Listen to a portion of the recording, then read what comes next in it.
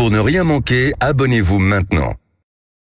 Vous restez avec nous dans quelques instants, les vraies voix responsables. On va parler d'entreprises 100% françaises et on en parle dans quelques instants. En attendant, on va revenir sur cette décision du Conseil constitutionnel qui enterre la seconde demande de RIP. On va en parler avec nos invités, l'histoire de débriefer un petit peu juste avant cette belle émission. Et avec nous, on a gardé François Pupponi, bien entendu, et nous avons gardé aussi... On l'a rattrapé au vol.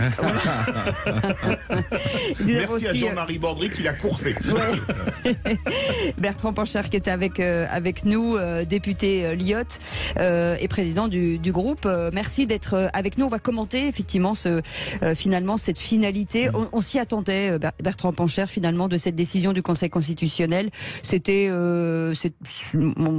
aurait été vraiment une surprise si ça avait été oui. Oui, enfin, je suis déçu, mais pas étonné, parce que le Conseil constitutionnel, on connaît sa composition. C'est une composition politique.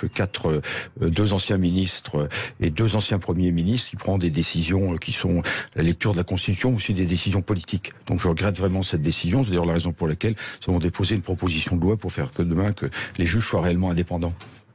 Une réaction, François Pupponi, à ce rejet par le Conseil constitutionnel. Il était prévisible, y compris en lisant la proposition qui avait été déposée. Il y avait un débat, parce qu'en fait, on ne peut faire un référendum que sur une réforme. Est-ce que le texte déposé correspond à une réforme? Le Constitutionnel a considéré que non. Ça ne veut pas dire qu'on ne peut pas redéposer une autre pour éviter, mais pour obtenir gain de cause.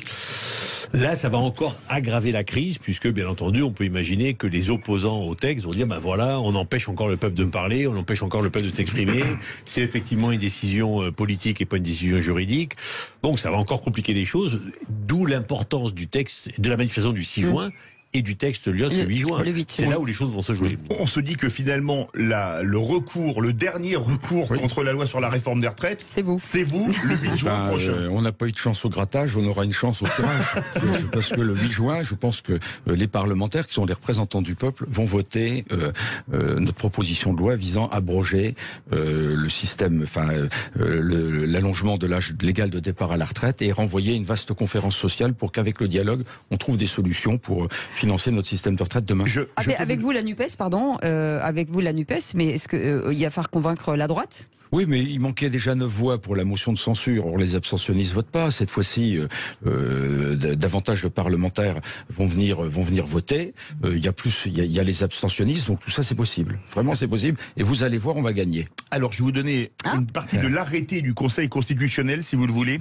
Le Conseil constitutionnel a estimé que cette proposition de loi, je cite, ne porte pas sur une réforme relative à la politique sociale de la nation au sens de l'article 11 de la Constitution. Et de préciser à la date, je cite encore, à la date à laquelle le Conseil constitutionnel a été saisi de cette proposition de loi, l'article L161-17-2 du Code de la sécurité sociale dispose déjà que l'âge d'ouverture du droit à une pension de retraite mentionné à ces mêmes dispositions est fixé à 62 ans.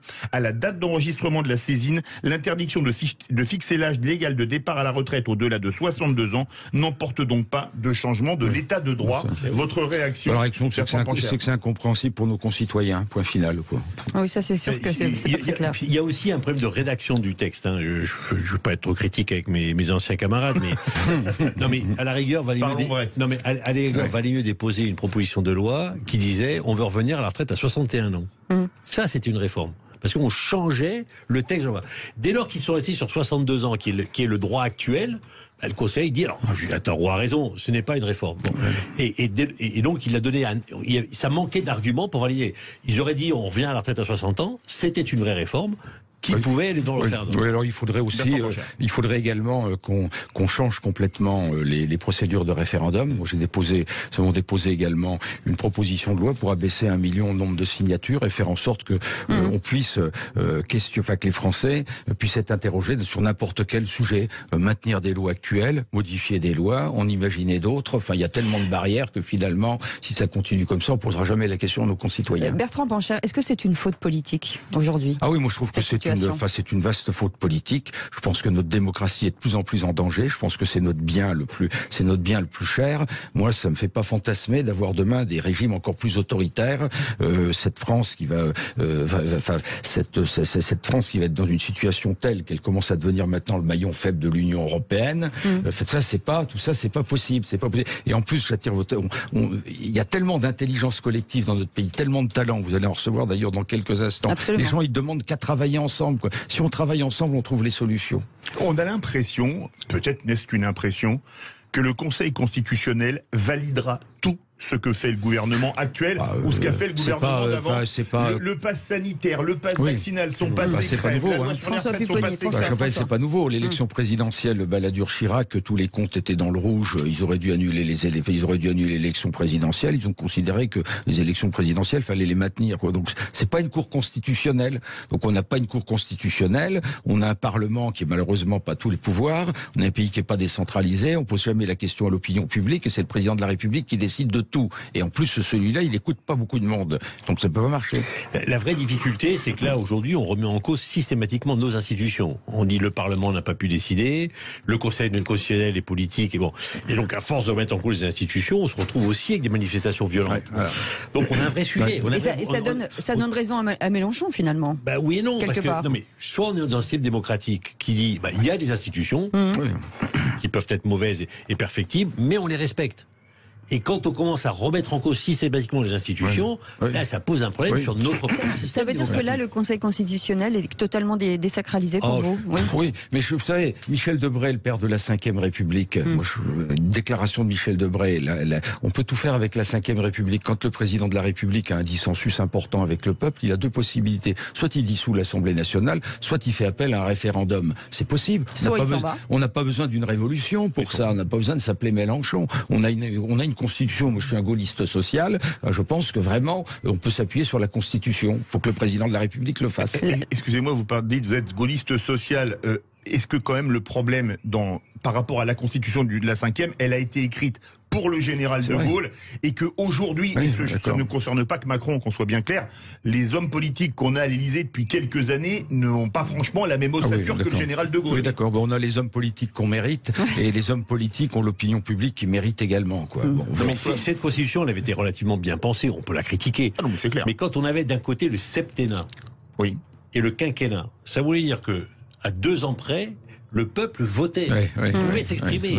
Aujourd'hui, quand on a dit, on fait le quinquennat, et quand Lionel Jospin a dit, on votera d'abord les législatives, les présidentielles après les législatives, en fait, le peuple vote à 2 mois d'intervalle. Et puis pendant 5 ans, plus rien. Ça peut pas, on voit bien que ça ne peut pas fonctionner. Il faut une respiration démocratique. Et pour ça, il faut un décalage des élections, et qu'à mi-mandat, entre guillemets, quand le président a été élu, à mi-mandat, il y a une législative, et si le peuple lui fait confiance, il donne une majorité, s'il lui fait pas confiance, il les met dans l'opposition.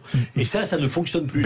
Je pense qu'il faut revenir sur l'ordre des élections et un décalage entre la présidentielle et la législative. Retourner au septennat. Voilà, un référendum sur le septennat, Bertrand Pancher, ce serait pas une bonne idée. Là, ce serait une vraie réforme. Oui, moi je pense que la meilleure réforme, ça serait soit de généraliser la proportionnelle, c'est-à-dire forcer les gens à travailler ensemble. Regardez notre groupe parlementaire, on a d'anciens socialistes, des centristes de droite, des écologistes de progrès, des régionalistes. On a dit c'est un bric-broc. C'est pas un bric-broc. On discute ensemble, on passe notre temps et on trouve toujours des solutions. Ce serait une justice, finalement. La proportionnelle, c'est une justice. C'est justice et ça permettrait de recréer de l'intelligence collective ou bien inverser le calendrier. On vote déjà pour des élections législatives, puis après on vote pour les élections présidentielles. Tout ça, on n'a pas besoin non plus de bouleversement de notre Constitution. Le RIP va pouvoir être présenté en avril 2024. Est-ce que c'est trop loin? Est-ce que c'est fini? Jamais de référendum. Oui, c'est ça. La vraie question, c'est, à partir du moment où le RIP a été refusé par le Conseil constitutionnel, c'est le président de la République qui retrouve lui la responsabilité de prendre une décision. Tu as raison, François. C'est à lui de prendre ça. On ne peut pas continuer comme ça. Et vous y croyez à cette décision? Il n'y a pas d'autre solution.